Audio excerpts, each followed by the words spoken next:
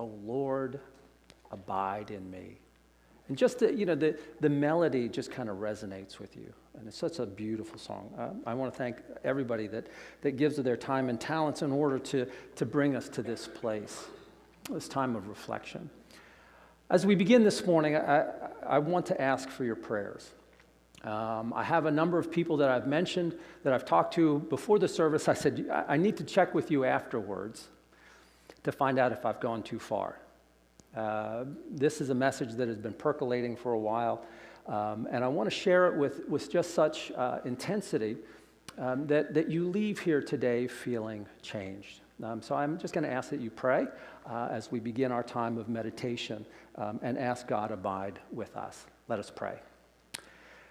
Heavenly Father, we come here not of our own accord, but drawn by your Holy Spirit. And so, Father, I pray with all earnest, with humility, get me behind the cross, that the words of my mouth and meditation of our hearts would be acceptable to you, our rock, our fortress, our Redeemer. Amen. So we're doing, as we're emerging, after we've kind of gone through this incredible shaking of this past year, we've been talking about what does it mean for us to be us? What does it mean for you to be a part of a church? Just any church, but for many of you, this church. What does that mean to you?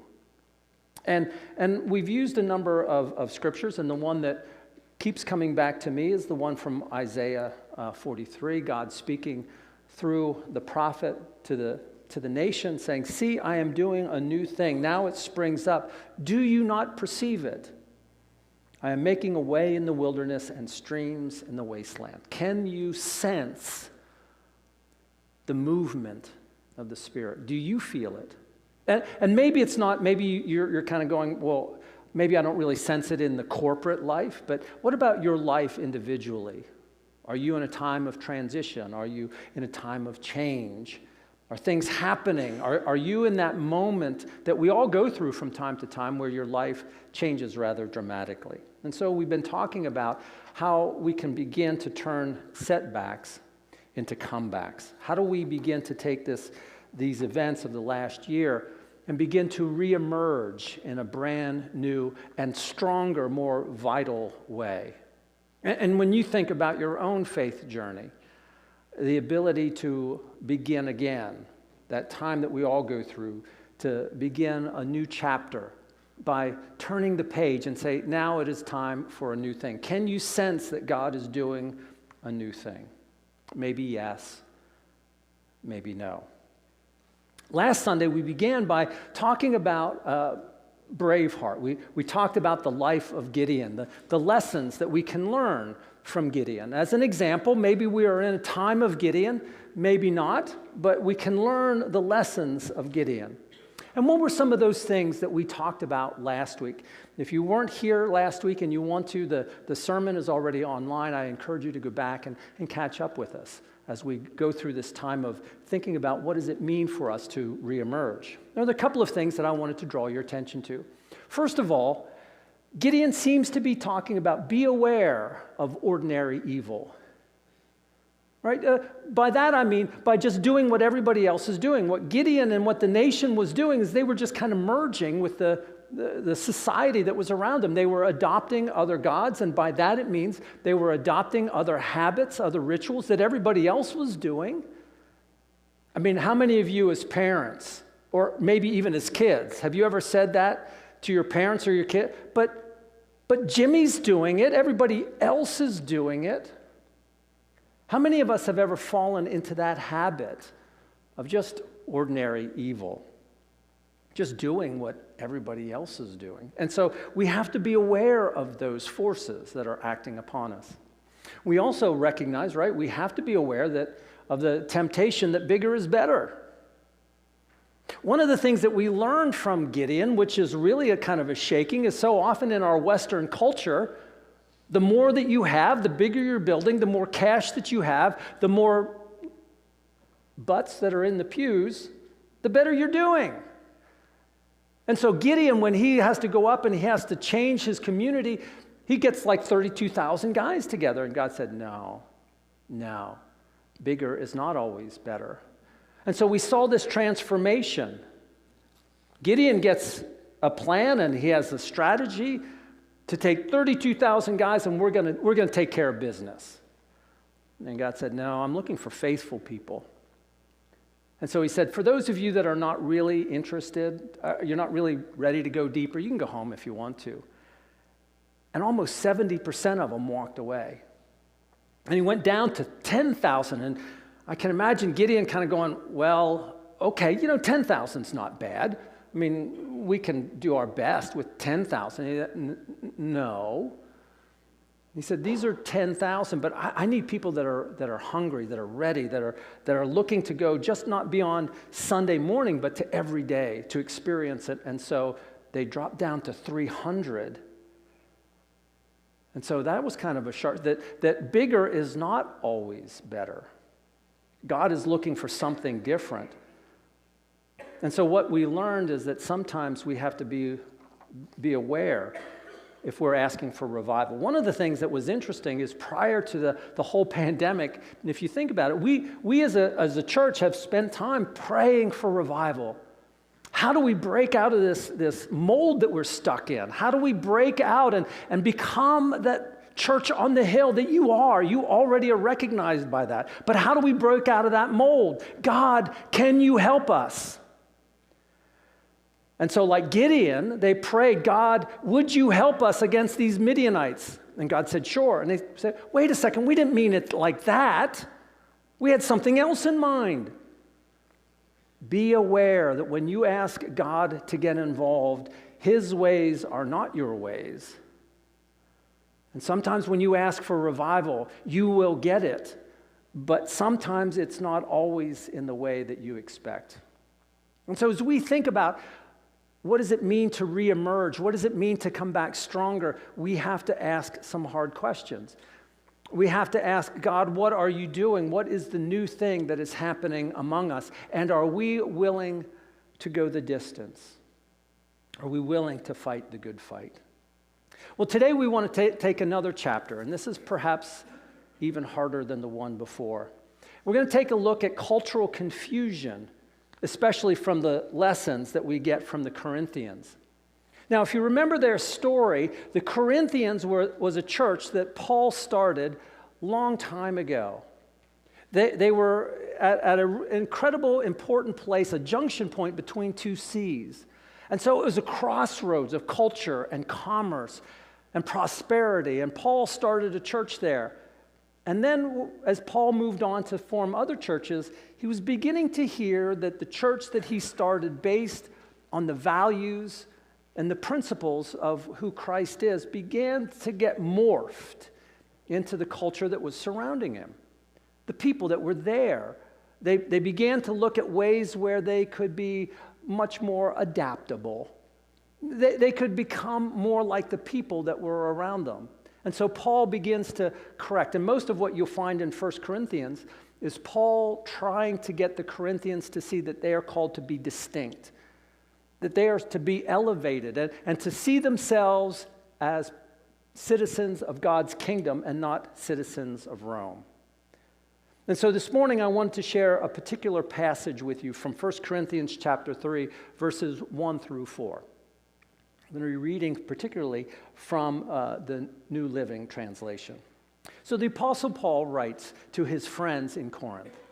He writes the following. He says, "Dear brothers and sisters, when I was with you, I couldn't talk to you as I would to spiritual people. I had to talk to you as though you belonged to this world or as though you were infants in Christ. I had to feed you with milk and not solid food because you weren't ready for anything stronger. And you still aren't ready, for you are still controlled by your sinful nature. You are jealous of one another and quarrel with each other. Doesn't that prove that you are controlled by your sinful nature? Aren't you living like people of the world? When one of you says, I am a follower of Paul, and another says, I follow Apollos, aren't you acting just like the people of this world?" This is the word of God for the people of God. Now, I think I told you a couple of weeks ago that I received a text, and in that text was a picture, and it simply said, and this is using our church's background, it says, church should be your excuse for missing everything else. And I thought, that is wonderful. I love that. I love that kind of stuff, right? But that's one of those things, this is one of those phrases that hits you and won't let you go. It just eats at you, and that's annoying because sometimes I just want to put these things off to the side, but there's something about that continues to play out over and over again. And it's not just this phrase, it's the corollary to it, the way most of us live our lives. And the question is why is that? Most of us live that everything else is your excuse for missing church. And of course, I understand that. I understand that that's the nature of the world in which we live. But what I do is think about, why is that? Why do you think that is? We've been living that way for a long time. And I wanted to struggle and have a conversation with you about going deeper, about what it is and why it is that oftentimes other things will infiltrate and eat away at our faith foundation. We are driven by what is urgent, not always what is necessary or what is purposeful. Like in Psalm 14, we are sheep that have gone astray. We follow our nose for the greenest grass and then wonder, how did we ever get here? And so for the time that we have together, I wanted us to wrestle with that concept. Why is it that almost everything else seems to be an excuse for your time of faith? What does that mean? Why do we do that? And there's a number of reasons why I think that in our generation, in our time, it becomes so difficult for faith to really become a part of who we are. The first one is I think that we believe the big lie. Now, I often wondered when I said that whether people would chuckle like, uh-oh, is he going political on us? And the answer is no, I'm not going political. But I do want to ask, what is the big lie that most of us believe? It's simply believing that I'm feeling good, therefore, I must be good. My life is good. I've got plenty of money. I got good retirement. I got good insurance. Therefore, I must be good. And as a result of that, we believe that we don't need any of this. We've got everything that we need. And yet, just like Gideon, we recognize that when we become part of the culture around us, evil seems to infiltrate our lives in very subtle and very silent ways that we are unaware of. Evil, we recognize, is anything that goes against life. It degrades life, it stifles life, it demeans or it denies who we really are, who we can really become. And so as we gather, we recognize that we have to see ourselves as we truly are. Evil has sort of a numbing. We recognize this even in Genesis. It has a numbing, even enticing, and to some extent, people would say even an addictive quality about it. You want more of it, and the more that it draws you away from who you really are. Simone Weil, who lived during the Second World War and saw evil in all of its grandeur, if you will, once said, "Evil, when we are in its power, is not felt as evil, but as a necessity or even a duty." And so the challenge is that sometimes we are under the bondage of evil and we don't even know it because it seems so natural. It seems so ordinary, if you will. And we follow just what everybody else is doing. I'm feeling good today, therefore I must be good. Now, many of us, and I've heard from a number of people, said, well, clearly I'm not evil, right? I mean, you may be sitting there thinking, I've not done anything bad. But Alexander Solzhenitsyn once said, the line separating good and evil passes not through states, nor through classes, nor between political parties either, but right through every human heart and through all human hearts. This line shifts Inside us, it oscillates with the years, and even within hearts overwhelmed by evil, one small bridgehead of good is retained. And even in the best of all hearts, there remains an unuprooted small corner of evil. And so the challenge that we do as a church every time we get together, saying, which one of these are you feeding? Are you spending more time on the bridgehead of good? Or are you fostering the small corner of evil? Which of these two has its roots deep within you? The Apostle Paul, when he wanted to talk about the importance of salvation, of what Jesus has really done in your life, he begins by saying you have to know your true condition. And Paul goes in Romans chapter 3, he said, "For all have turned away and have become worthless.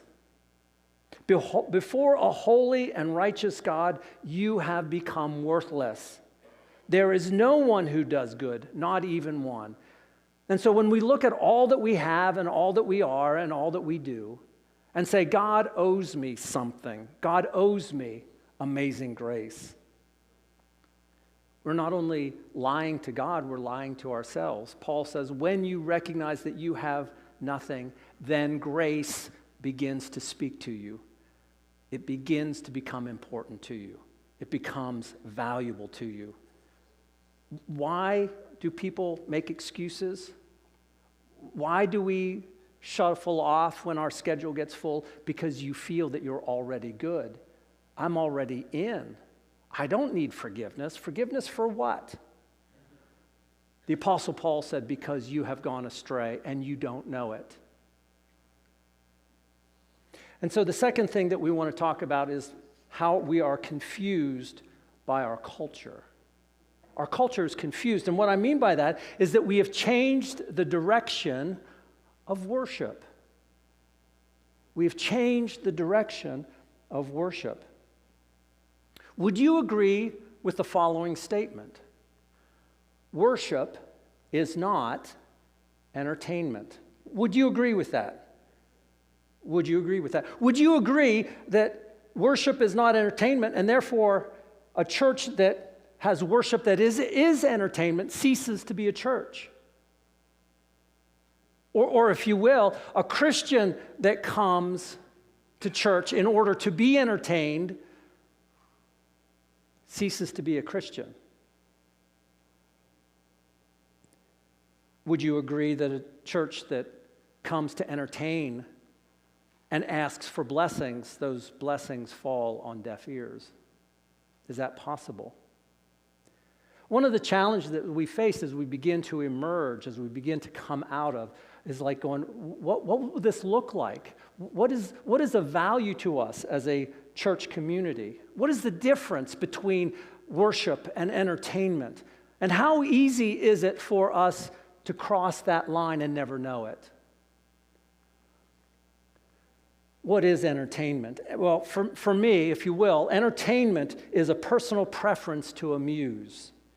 It's about belonging to something, to energize your life for a brief and a limited period of time. I want you to imagine that you think about things that entertain you. You might go to a WVU football game for a short period of time. It meets your schedule. It's something that you want to do on your time frame, but it's of limited time and of limited impact. But you get energized and you love that experience. Going to the theater, going to a rock concert, or any concert for that matter.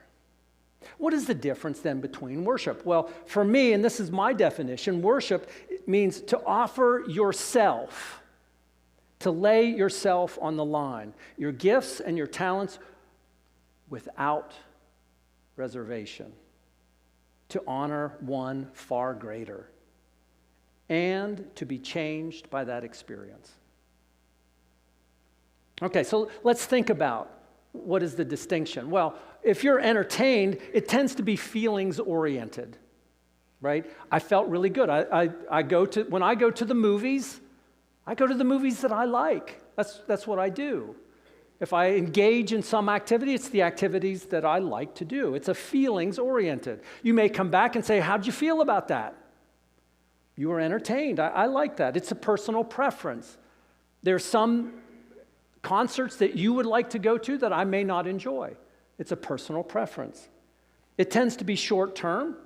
This is what I want to do now. This is what TV that I want to watch. These are the games that I want to participate in.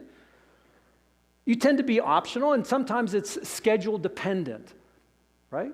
You might go to the WVU if you put it on your schedule. You say, something else came up, I just can't do it. My schedule has dictated that I do something else. You tend to be passive. You tend to watch it. It tends to happen, and you sit there and you just absorb it. You enjoy it, and you say, I love that music. I love that movie. I love that show, that game, whatever it is. And it also tends to be fast, fun, and easy. Worship is completely different, and I think you would agree with this. It tends to be God-centered. It tends to be other-centered. There's something else that you are giving your allegiance to, and you are trying to appease or praise or feel glorify something other than yourself. It tends to be relational in nature. You're creating a bond. There's an intimacy that happens there. It tends to be long-term, and it's about maturity. It's about developing a relationship. It tends to be committed. It tends to be active, right? This is a huge difference. You move from just being part of the audience to being a contributor, something that you are actually being involved in. And it's something that makes you go deeper and challenges you when you stand before a holy and a righteous God. Now, we said that worship is not the same thing as entertainment. So during the past couple of weeks, a number of people, as we have taken two distinct services and we've merged them back together, people are more than happy to give me some suggestions.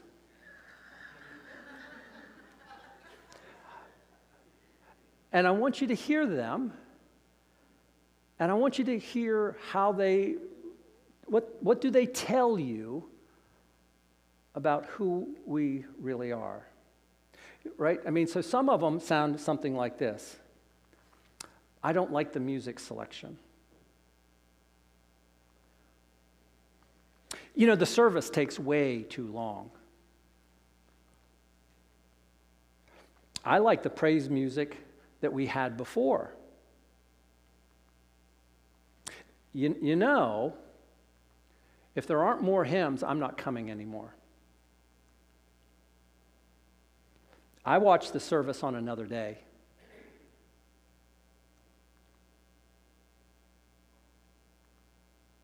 The late start is like wasting half of a day. Oh, by the way, they have better music over there at that church. Now, it's not all bad news, right? I'll come whenever it's offered. I'll be there. It feels like God is doing a new thing among us. I need to express my gratitude. So you see that we're a combination of both entertainment and worship. And of course, what I want to do is lay this on your lap and say, which of those describes you? Now, you might think that this is new. I bet this has never happened in the history of the church. In John chapter 6, Jesus once said, "Very truly I tell you, you are looking for me not because you saw the signs I performed, but because you ate the loaves and you had your fill." You came because your stomach was getting full. Paul, when he was writing to his protege Timothy, he once said, a time is coming when people will no longer listen to sound and wholesome teaching. They will follow their own desires, and they will look after teachers who will tell them whatever their itching ears want to hear. But the thing about worship is so much richer. It is so much deeper. It allows you to explore depths that you are unaware of. Jeremiah chapter 33, God is saying, if you would only call to me and I will answer you and I will tell you great and unsearchable things that you do not know. I will tell you depths of human existence that you have not even begun to ask questions about. Or what about in Luke, when Jesus is risen and they encounter him along the Emmaus road, they said, were not our hearts burning within us as he talked with us on the road and opened the scriptures to us? When was the last time you can say, because of your faith, your heart just burned with passion? God is doing a new thing among us, and I get to be a part of it. Ed Stitzer, who studies church dynamics, once said, we make the church like a theater performance, and then we're surprised when people respond like theater goers. The challenge for all of us is, in this dynamic of who we are and what we do, have we made this time more like an entertainment show? Now, we began by asking about what is the role of the church, and why is it that sometimes everything else will be an excuse for coming here? It's because we have confused what we do here, what it is that we do. We have fallen into the trap of saying, how do we make you happy? How do we fill these up? How do we fill these pews up so that we can build the numbers back up? We're asking, what is the church really about? Why is the church losing, if you will, against the ball fields? Not because we're entertainment, their entertainment. We're something completely different. We're trying to compete against their entertainment value, and we will always lose if you're trying to be entertainment, because people know this is not meant to be entertainment. Entertainment is short-term, it is personal preferences, it is schedule, it is easy. What is worship doing? Worship is working on your character. It's trying to help you define your purpose in life. It's helping you strengthen your relationships. It's helping your kids and your families develop a sense of connection and commitment. It's helping our kids as they go through their teen years to develop the courage of their convictions and not just listen to everybody else tell them what they should be doing or who they should become. It's about looking at ourselves in the mirror and saying, are we the kind, gentle people that we think we are? Do you have optimism that even in the midst of all of this, we can rest on Isaiah 43, I am doing a new thing. I'm making a way in the wilderness. So here's some of the things I think church is really meant to do. The first thing that I think that we're supposed to do as worship is values recognition. What is worthy of your best life? The Apostle Paul talks about it being the fruit of the Spirit. Your best life would be to end by people saying they were loving, they were kind, they were gentle, they were long-suffering, they were servants. To understand what is good. In Philippians chapter 4, verse 18, the Apostle Paul says, now whatever is pure, whatever is good, whatever is noble, think of these things. Focus on that, and the maturity of Christ will rise within you. We're not about entertainment. We're about spiritual maturity. Recognizing what is good and what we should be doing and our perspective of life. What is the value of life?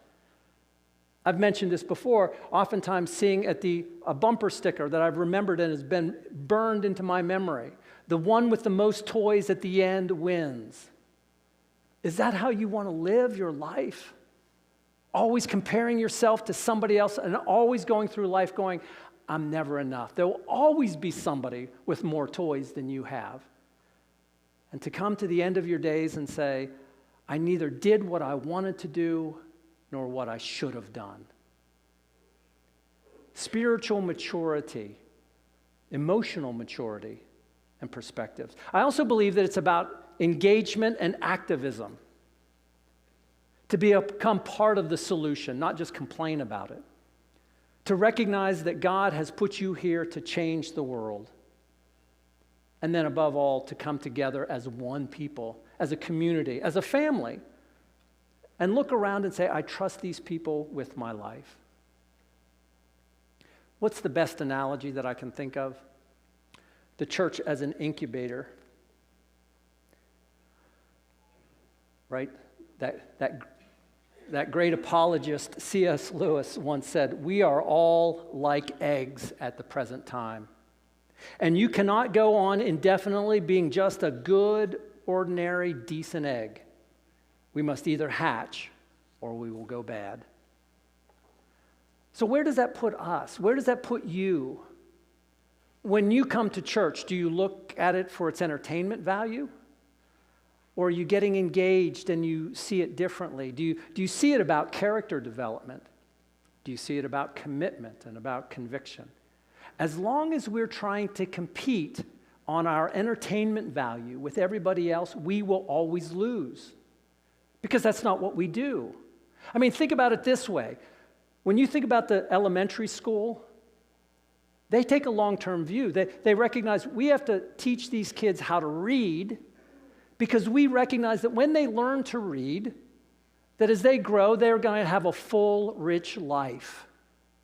But they have to begin by saying, this is an A, this is a B, and they sing the little song, the ABC song, but they know that it has a long-term value. They don't say, you can either make a choice between going to the ball field and playing ball or going to school. They're completely different. They're doing two different things. As long as we begin to act, and not only act, but begin to speak as if this is entertainment, we will always lose because we are encouraging everybody else to see us as entertainment. We are about raising up saints. We are an incubator. We are the training ground for a better life. Walter Brueggemann once said, the prophetic task of the church is to tell the truth in a society that lives in illusion. Plead with a society that practices denial and express hope in a society that lives in despair. The church, Lewis once said, education without values as useful as it seems would rather make a person a more clever devil.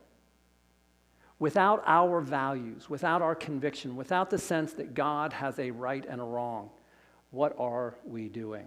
What are we training people up to be? And so as we emerge, as we think about where we're going and what we can become, we're thinking about how we can become a better church, a church focused on who God is, not just what we want out of it. And we have to begin by asking, how can we turn setbacks into some of the best comebacks that this church and this community has ever seen? And my friends, it will begin with you. Let us pray. Heavenly Father, hear our prayer. Oftentimes we get off track and we think about what we want and not what is necessary. We ask that in our time together you would speak to each and every one of us about the seriousness of who we are and what we can become as a church. Help us, Father, to continue to grow. Help us to continue to stretch ourselves, to embrace the challenges that lie before us, and to trust you each and every day. This we ask in Jesus' name. Amen.